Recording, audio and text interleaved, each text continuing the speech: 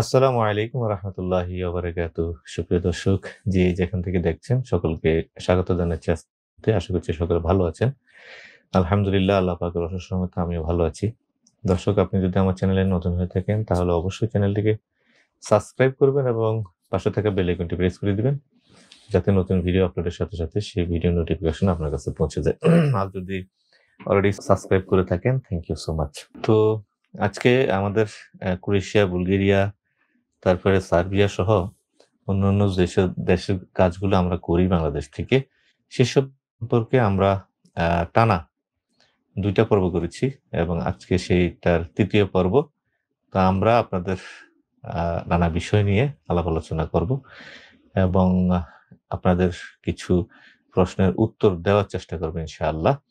তো আমি সবাইকে অনুরোধ করব, আপনারা গঠনমূলক প্রশ্ন করুন, যাতে অন্যরা আপনার এই প্রশ্নের মাধ্যমে নতুন তথ্য পেয়ে উপকৃত হতে পারে। প্রতিদিন লাইভে এসে অনেক সময় দিয়ে যদি ঘুরে ফিরে একই কথা, পুলিশ ক্লিয়ারেন্স করতে কয়দিন, পারমিট আসতে কয়দিন লাগে, ভিসা হইতে কয়দিন লাগে, ভিসা রেশিও কেমন, এই ধরনের প্রশ্নগুলো এড়িয়ে যাবেন দয়া করে।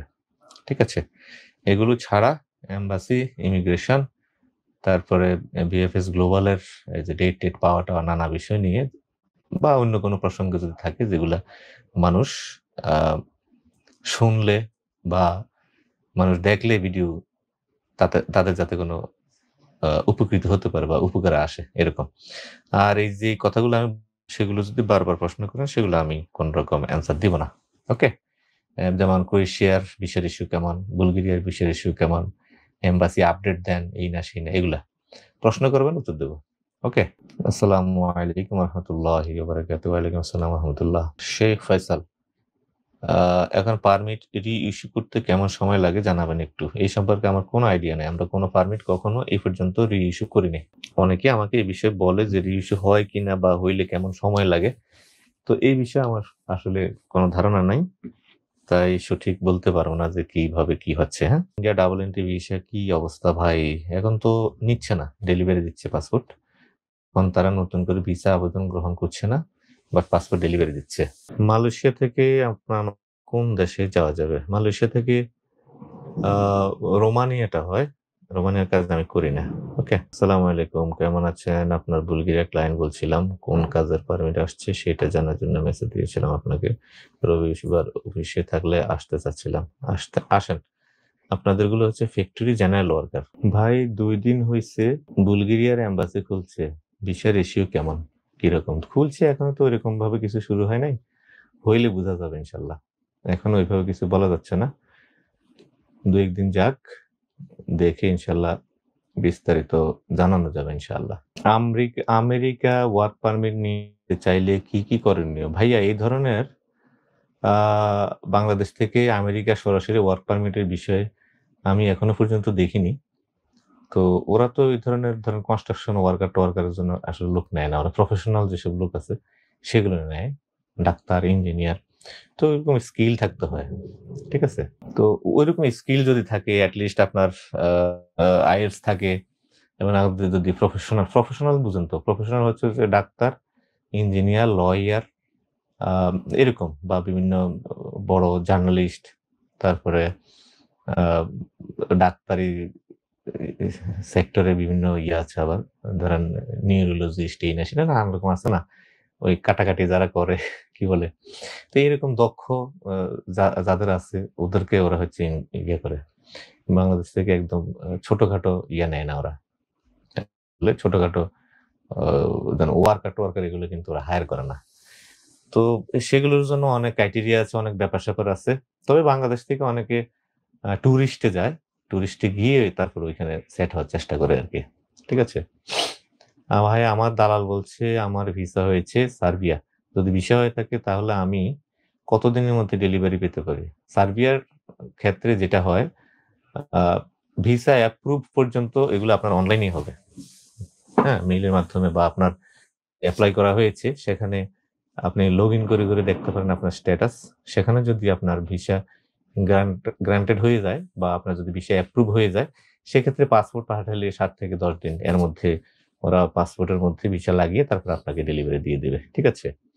এই কবির খান একটা ফেসবুক পেজের অ্যাডমিন। তো এই শালা আমার এখানে আসছে কি করতে? ফেসবুক পেজের অ্যাডমিন। সার্বিয়ার ভিসা প্রসেসিং আসলে কি বলবো? এত ছিল না আসলে। একটা ২১-২২ এর দিকে আপনার ২৫ দিন ৩০ দিন বা সর্বসাকুল্য হয়তো ১-১.৫ মাস ২ মাসের মধ্যে হয়ে যেত। আর এখন দেখতেছি যে ৪ মাস ৫ মাস ৬ মাস পর্যন্ত বসে থাকতে হয়। তো আস্তে, আস্তে বললাম না বাংলাদেশীদের জন্য সব দেশের ভিসা প্রাপ্তির ক্ষেত্রেই এখন জটিলতা দেখা দিচ্ছে এবং অনেক সময় লেগে যাচ্ছে আরকি। তো এই বিষয়টা হয়তোবা ওদের ভবিষ্যতে আমাদের বাংলাদেশ থেকে যারা শ্রমিক যায়, তারা যদি যে দেশে যায়, যে কোম্পানিতে যায়, দেশে যদি থাকে বা সেসব দেশে যদি কাজ করে, সেক্ষেত্রে তাদের হয়তোবা আমাদের এই যে হারানো যে ঐতিহ্য, হারানো যেই ব্যাপার-স্যাপারগুলো এগুলো হয়তোবা ফিরে আসতে পারে।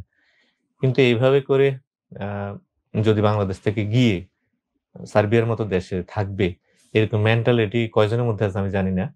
সবাই যায় কিন্তু এখানে যে সার্বিয়া যাবে সেখান থেকে রোমানিয়া আছে বর্ডার, সেখানে রোমানিয়া তারা পালায় যাবে। এ ধরনের চিন্তা ভাবনা করেই কিন্তু অনেকে যায়। তো কাজ করবে, চাকরি করবে এই নিয়ত নিয়ে কিন্তু কেউ যায় না।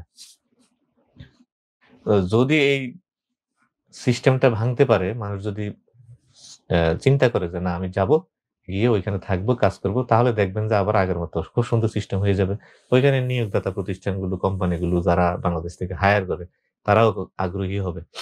এখন হচ্ছে কি, আম বাংলাদেশ থেকে মানুষ যায়, গিয়ে ভাগে। এটা একটা কথা। আর ২য় হলো যে, যারা এই পর্যন্ত গেছে, এই পর্যন্ত যারা সার্বিয়াতে গেছে, আপনি খোঁজ নিয়ে দেখতে পারেন। আপনি ১০ টা মানুষ খুঁজে পাবেন না। পুরা সার্বিয়াতে যে বাংলাদেশ থেকে তারা সার্বিয়াতে আছে এবং যেই কোম্পানিতে গেছে সেই কোম্পানিতে চাকরি করতেছে। এরকম ১০ টা মানুষ আপনারা খুঁজে পাবেন না।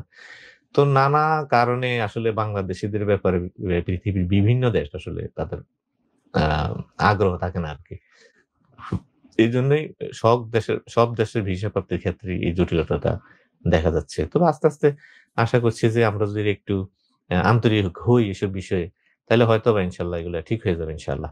মির্জা সাবের হোসেন, ভাইজান আমি সৌদি থেকে। এইখান থেকে কি আপনারা পারমিট দিয়ে এম্বাসি ফেস করতে পারেন? জি, সৌদির কিছু ফাইল নিয়েছি ইনশাআল্লাহ। একটু ওয়েট করেন। ওদের একটু অবস্থাটা বুঝি। আশা করি আল্লাহ ভরসা ইনশাআল্লাহ। দোয়া করবেন। কোনদিন ইউরোপে ঢুকতে পারি তাহলে যেখানে যাব সেখানে কাজ দিলে কাজ করব। মাটি কাটার কাজ দিলে ওই করব ইনশাআল্লাহ। আল্লাহ পাক আপনার এই যে একটা কথা বলেছেন, মন থেকে যদি বলে থাকেন আল্লাহ পাক কবুল করুক ইনশাআল্লাহ। হ্যাঁ, এইটা একটা ভালো কথা বলছে এক ভাই। ক্রোয়েশিয়ার কোম্পানি কাজ বা টিআরসি না কি দেশে পাঠায় দেয়ার কোনো চান্স আছে কি? কারণ এত টাকা দিয়া যাওয়ার পর যদি দেশে পাঠায় দেয়। ক্রোয়েশিয়া না, ইউরোপের কোন দেশ থেকেই আপনাকে দেশে পাঠাবে না। তবে এই দিক থেকে এ জার্মানরা একটু স্ট্রেট আছে, একদম স্ট্রিক্ট ওরা। সেখানে যদি কেউ বৈধভাবে না থাকে এবং যদি ধরা পড়ে, তাহলে বাংলাদেশে বিমানে উঠিয়ে দিছে এরকম রেকর্ডও আছে। একদম সাথে করে এসে বিমানে উঠিয়ে দিয়ে বিমান ছাড়া পর্যন্ত তারা অপেক্ষা এমন রেকর্ড আছে। তো সেসব দেশে আমরা না যাই। ইতালি, ফ্রান্সে তো ভরপুর বাঙালি আছে অবৈধ। ওইসব দেশেও টুকটাক কাজ-টাজ হয়। আস্তে, আস্তে কাগজ হয় বা অনেকে ইয়েতে যায়, স্পেনে যায় ওখানেও কাগজপত্র হয়। পর্তুগালে যায় ওখানে কাগজপত্র হয়। কিন্তু আমি বলব যে ভাই এসব দেশে কোথাও পাড়ি-টাড়ি না দিয়ে যদি আপনি ক্রোয়েশিয়া যান, যে কোম্পানিতে যাবেন সেই কোম্পানিতে কাজ করেন ১ বৎসর। তারপরে ১ বৎসরে আপনি অনেক কিছু শিখতে পারবেন। আমার কাছে তো অনেকেই ফোন দেয় ২ মাস ৩ মাস থাকার পরে যে আমি কিছু কাজ পাইছি কোম্পানি, দেখেন লোক দিতে পারেন কিনা। ২-৩ মাসেই তো সব পেকে যায়। ওইখান থেকে অফার করে আমাদেরকে। আর সেই জায়গায় আপনি যদি ১ টা বছর ওইসব কোম্পানিতে থাকেন, কাজ করেন, ১ বছর অনেক ভাষাও শিখতে পারবেন এবং আশপাশের অনেক কিছুই আপনার জানাশোনা হয়ে যাবে এবং আপনি যেই কাজটায় গেছেন সেটা যদি আপনার ভালোও না লাগে, সেক্ষেত্রে আপনি চাইলে আপনার পছন্দ মতো কোনো একটা কাজ ঠিক করে আপনি সেটাতে নিজেকে করতে পারেন। কিন্তু আমি বলব যে অবৈধভাবে এক দেশ থেকে আরেক দেশে দৌড়াদৌড়ি না করে একটা দেশেই থেকে যাওয়া ভালো। ঠিক আছে? আসসালামু আলাইকুম ভাইয়া। আমি থাকি। আমি কি ওমান থেকে ক্রোয়েশিয়ার জন্য এপ্লাই করতে পারি? পারমিট আসার পরে কি আমি দেশে এসে এম্বাসিতে হ্যাঁ, হ্যাঁ পারবেন ইনশাআল্লাহ। এটা অনেকেই করতেছে। আমি আপনার অফিসে আসছিলাম এখন আপনি কোন দেশের ফাইল নিচ্ছেন? শুধু ক্রোয়েশিয়া আর বুলগেরিয়া। ভাইয়া আমার শুভেচ্ছা নেবেন। পুলিশ ক্লিয়ারেন্স যখন অ্যাটেস্টেশন করে তখন তো ওটার মেয়াদ থাকে ৬ মাস। না অ্যাটেস্টেশন করলে মেয়াদ ৬ মাস থাকে এরকম না। আপনি যেদিন পুলিশ ক্লিয়ারেন্স পাইছেন এটার গায়ে দেখবেন ডেট আছে। কবে ইস্যু হইছে ঐদিন থেকে ১ মাস ৬ মাস। অ্যাটেস্টেশন করলে মেয়াদ বেড়ে যায় না। হ্যাঁ? তো ওইটা দিয়ে আপনার যদি পারমিট ইস্যু হয়ে যায়, ওইটা দিয়ে আপনি জমা করতে পারবেন। ভিসা আবেদন করতে পারবেন। ওকে? এবং ভিসা আবেদন করে ভিসা যখন হয়ে যাবে, সে পর্যন্ত যদি ওইটার মেয়াদ থাকে, মোটামুটি ১-১.৫ মাস ওভার হয়ে গেছে এমন থাকলেও সমস্যা নাই। এটা সাথে নিয়ে আপনি ক্রোয়েশিয়া যাবেন। সেখানে আপনি আ এ ফিঙ্গার ফিঙ্গারের সময় যে পুলিশ ক্লিয়ারেন্সটা লাগে, সেটা আপনি ইউজ করতে পারেন। কিন্তু একান্তই যদি অনেক ব্যবধান হয়ে থাকে যে অনেক দিন হয়ে গেছে, হ্যাঁ? এরকম যদি কিছু হয়, আ তাহলে আপনি যেটা করতে পারেন যে আপনি যখন পারমিট পাইলেন, সে সময় ইন্ডিয়া বা নেপালে থেকে একটা পুলিশ ক্লিয়ারেন্স করে সেটা অ্যাটাস্টেশন করে আপনার কাছে রেখে দিতে পারেন। দেন ভিসা পেয়ে মেয়াদ আছে এরকম একটা পুলিশ ক্লিয়ারেন্স সাথে নিয়ে গেলেন। যাওয়ার পর ফিঙ্গারের ক্ষেত্রে আপনি এটা ইউজ করতে পারবেন। ঠিক আছে? বুলগেরিয়া এম্বাসি অ্যাপয়েন্টমেন্ট ডেট কি দেওয়া শুরু হয়েছে? না, এখনো না। এখনো হয়নি ভাইয়া। মির্জা সাবের হোসেন, ভাইজান শোনা যাচ্ছে ক্রোয়েশিয়াতে নাকি কাগজ হয় না। এটা কি সত্য? না, এটা একদম সত্য না। ওইখানে ভালোই কাগজপত্র হচ্ছে। মাহেরাজ সরকার, ভাইয়া সেই একটা অফিস বানাইছেন। জি, ওই যে অনেক সুন্দর অফিস দেখাইতেছি। প্রচুর মানুষ আসবে, টাকা পয়সা দিবে, তাদের টাকা পয়সা নিয়ে ভাগবো। এইজন্য। ঠিক আছে? সেই অফিস করছি। মানুষ আকৃষ্ট হবে না? দেখি আরে বাপরে ভাই তো সেই অফিস বানাইছে। আসবে আমাকে বিশ্বাস করে অনেক টাকা পয়সা দিবে। এতে অনেক দালালরা বলতেছে না যে টাকা পয়সা ওই ওই ব্যাংকে হাজার ফাইল নিছি আমি। হাজার এ বুলগেরিয়ার এবং সার্বিয়ার, মন্টিনিগ্রোর হাজার ফাইল আমার কাছে এবং এই প্রত্যেকটা থেকে ধরেন ২,০০০ যদি হয়, ২,০০০ ফাইলের এগেইনস্ট এ যদি আমি ১ লাখ করে নেই, তাহলে ১ লাখ ইনটু ২,০০০ দেখেন কত টাকা আমার ব্যাংকে আছে। ঠিক আছে? এরকম কি ওই জারজরা এখানে এসে এগুলো বলে। একটার পর একটা আসে। এসে তারা যে জারজ এটা প্রমাণ করে যায়। যে এই যে দেখেন আপনারা আমি একজন জারজ আসছি। আপনাদের সামনে এসে এগুলো বলে যায়। এই যে একটু আগেও তো ২ জনে যে আমার কাছে বুলগেরিয়া বুলগেরিয়া বলে নাই। বলছে মন্টিনিগ্রো এবং সার্বিয়ার হাজার ফাইল। অথচ আমার কাছে মন্টিনিগ্রো এবং সার্বিয়ার ফাইল আছে ২৯ টা। আজকে ১ বছর ধরে বলতেছি ভাই ২৯ টা ফাইল আছে ২৯ টা। আমার মনে হয় যারা আমার ভিডিও দেখে প্রত্যেকের মুখস্থ হয়ে গেছে। যে ২৯ টা ফাইলের কি দুর্দশা সেগুলো নিয়ে আমি বারবার বলছি। ঠিক আছে? মাহেরাজ সরকার, ভাইয়া আপনি হয়তো আমাকে চিনেন নাই। আমি আজকে না ওইটাই এইজন্যই বলি। দেখেন এই যে এখন আগের মতো Facebook, YouTube এ ২-২.৫ মাস হয়ে গেছে প্রায় নিয়মিত আসা-টাসা হয় না। তো এই যে চলমান পরিস্থিতি ফলে সৃষ্ট যে পরিস্থিতি এখন যেটা আপনারা দেখতে পাচ্ছেন যে আমরা একটা সরকার থেকে বিতাড়িত করা হয়েছে এবং তারপর একটা নতুন সরকার আসছে। এবং এটা আসার পর আমি টুকটাক কিছু পোস্ট করলাম Facebook এ, YouTube এ। ভাই রে এতেই কাজ হয়ে গেছে। এই যে একটু আগে আমাকে রাজাকার-মাজাকার তকমা দিয়ে গেল। তো রাজাকার হইতে হইলে তো বয়স হওয়া লাগে। তার মানে এগুলা হাসিনার জারজ সন্তান। হাসিনার মতোই জারজ। নাইলে রাজাকার কেমনে বলে মানুষ মানুষরে? উনি ২ বার রাজাকার উচ্চারণ করে দেশ ছাড়া হইছে। আমাদেরকে এখনো রাজাকার বলে। তার মানে ওগুলা এখনো ওই মেন্টালিটি রয়ে গেছে যে পাঞ্জাবি পড়লে, তারপরে ওই টুপি পড়লে, দাড়ি রাখলে মানুষ রাজাকার হয়ে যায়। ঠিক আছে? কি বলবো আসলে? আসসালামু আলাইকুম। পারমিট জমার সময় পুলিশ ক্লিয়ারেন্স মেয়াদ আছে। তারপর ভিসা হওয়ার পর যদি ক্লিয়ারেন্সের মেয়াদ না থাকে তখন কি করতে হবে ভাই? এখানে যেটা আমি এই পর্যন্ত করলাম, আমাদের যারা গেছে এই পর্যন্ত, প্রত্যেকেরই আ পুলিশ ক্লিয়ারেন্সের মেয়াদ ছিল না। কিন্তু তারা এগুলা ভিসা পাওয়ার পরে দেশে আসছে ওইটা নিয়ে মেইন কপিটা নিয়ে তারা গেছে। আপনার ভিতরে যদি এরকম কোনো অডিট থাকে, এখন পর্যন্ত এরকম কোনো সমস্যা হয়নি। আপনার ভিতর যদি এরকম কোনো ভয় থাকে তাহলে আপনি পুলিশ ক্লিয়ারেন্স আ আ পারমিট আসার পরে যখন ইন্ডিয়া যাবেন, যাওয়ার আগে আপনি একটা নতুন পুলিশ ক্লিয়ারেন্স করে সেটা আপনি আ অ্যাটাস্টেশন করে আপনি যাইতে পারেন। দেন যখন আপনি ভিসা নিয়ে আসবেন দেশে এসে ম্যান পাওয়ার করে টিকিট কেটে ফ্লাইট দিবেন। দেওয়ার সময় আপনি নতুনটা সাথে করে নিয়ে যাবেন। তাহলে আপনার আর কোনো ভয় থাকবে না।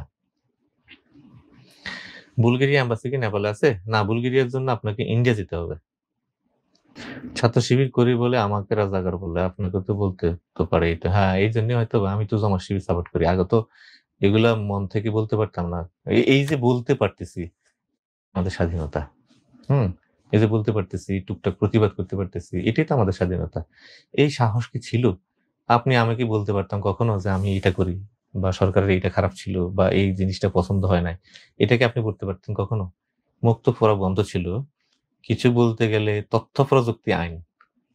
এই এক আইনে জীবন শেষ। তথ্য প্রযুক্তি আইন দিয়ে ফেসবুকে এই মানুষের পোস্ট দেখে তাকে অফিস থেকে তার বাসা থেকে তাকে ধরে নিয়ে তারপরে ওই যে আ ডিবি চেম্বারে ছোট খুপড়ি বানায় সেখানে বন্দি রেখে ৬ লাখ দাও, ৭ লাখ দাও, ১০ লাখ দাও। কি যে কামাইছে মাশাআল্লাহ। তো ওগুলোই ওরা মনে করে যে ওইগুলোই ভালো ছিল। তো এখন আমরা যে এই টুকটাক কথা বলতে পারতেছি, হ্যাঁ? এই যে আমরা বলতে পারতেছি এটাই আমাদের জন্য অনেক বড় প্রাপ্তি। এটাই আমাদের স্বাধীনতা। কুয়েতে কি ক্রোয়েশিয়ার ভিএফএস আছে? হ্যাঁ, কুয়েতে ভিএফএস আছে। আ এম্বাসি আছে হচ্ছে কাতারে। সৌদি আরব, কুয়েত, ওমান, আ বাহরাইন কি বলে? সৌদি আরব, কুয়েত, ওমান, বাহরাইন, তারপরে আ আস আ দুবাই। এইসব জায়গার জন্য আসলে সব বিএফএস ইউজ করতে হয়। আর কাতার হচ্ছে এম্বাসি। তো যার কারণে যারা চাকরিদাতা আছে তারা সবসময় বলে যে, "ভাই কাতার থেকে যদি আপনারা স্টিকার দেন তাহলে ভালো হয়। ওখান থেকে দ্রুত কাজ করানো যায় আরকি।" ভাই আলবেনিয়া ভিসা রেশিও কেমন? আমার কোনো আইডিয়া নাই ভাইয়া। ভাই আমিও শিবির করতাম। আচ্ছা যাই হোক পলিটিক্যাল কথা-টথা না বলি। এটা যার ব্যক্তিগত ব্যাপার। কার কি পছন্দ না পছন্দ এটা যার ব্যক্তিগত ব্যাপার। ইন্ডিয়া এম্বাসিতে ফাইল জমা দিতে কত টাকা লাগে বলবেন প্লিজ? ইন্ডিয়া এম্বাসিতে ইন্ডিয়ার ভিসার আবেদন করতে সরকারি ফি মানে এম্বাসি ফি হচ্ছে ৳৮০০। ৳৮০০ লাগে ইন্ডিয়ার ভিসার জন্য। ঠিক আছে? আর যদি আপনি এটা বলে থাকেন যে ক্রোয়েশিয়াতে যে আ ক্রোয়েশিয়ার ফাইল জমা দিবেন ইন্ডিয়াতে গিয়ে বিএফএস গ্লোবালে সেক্ষেত্রে ভিসা ফি কত লাগে? ভিসা আবেদন করতে ফি কত দেয়া লাগে? যেটা এম্বাসি ফি বলে সেটা হচ্ছে আ ৳১৬,৯০০